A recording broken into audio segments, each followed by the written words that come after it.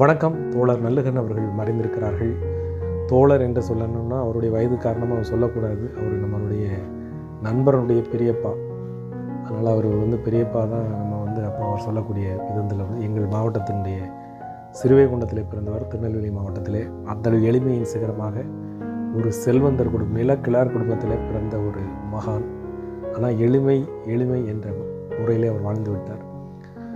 அவருடைய குடும்பம் மிகப்பெரிய ஒரு பொக்கிஷமான குடும்பங்க. அவர் மட்டும் கிடையாது, அவருடைய சகோதரர்களும் சரி, அவருடைய சகோதரிகளும் சரி, தன்னுடைய அண்ணன் இந்த அளவுக்கு ஒரு பதவியில் இருக்கிறார் என்றைக்குமே அவங்க சொன்னது கிடையாது. எனக்கு நண்பர் அவருடைய தம்பி மகன். அவங்க 4 பசங்க 6 பெண் பிள்ளைகள் நினைக்கிறேன். மூத்தவர் ஐஆர்எஸ்ஸாக ஓய்வு பெற்றவர். ஐஆர்எஸ் இந்தியன் ரெவென்யூ சர்வீஸ் படித்து கலெக்டராக இருந்தவர். அவருமே மிக நேர்மையாக இருந்திருக்கார். அதுக்கப்புறம் இவர் கட்சின்னு போய் தன்னுடைய பள்ளி பருவத்தில் போயிட்டார்.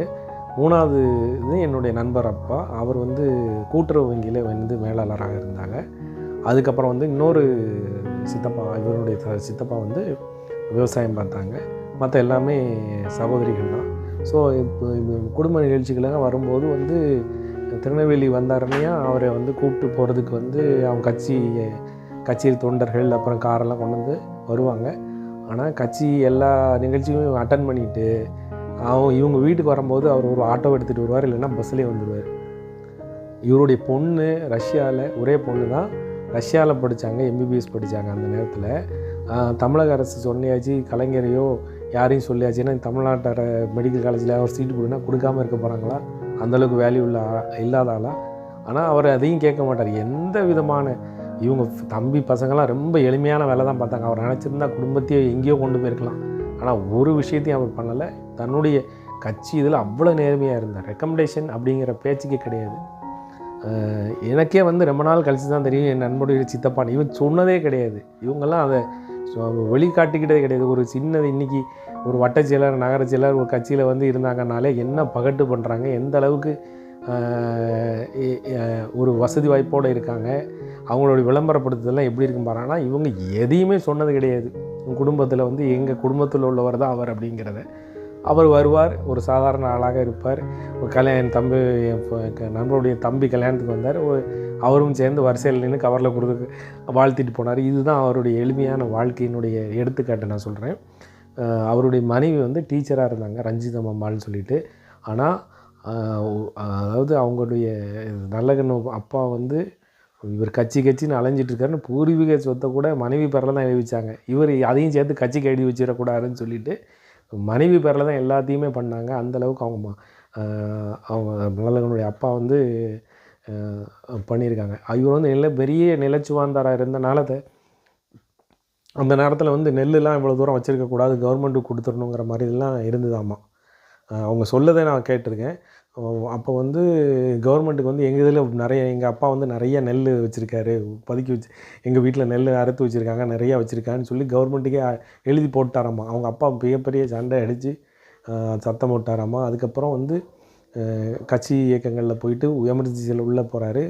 அப்பா பையனுக்கு ரொம்ப பெரிய பையன் இப்படி இருக்கானேன்னு ரொம்ப வருத்தப்பட்டு இருந்திருக்காரு. ஆனால் ஒரு நாள் கூட போய் அவங்க அப்பா சிறையில் போய் சந்தித்தது கிடையாதாம்மா நல்லகன் அவர்களை.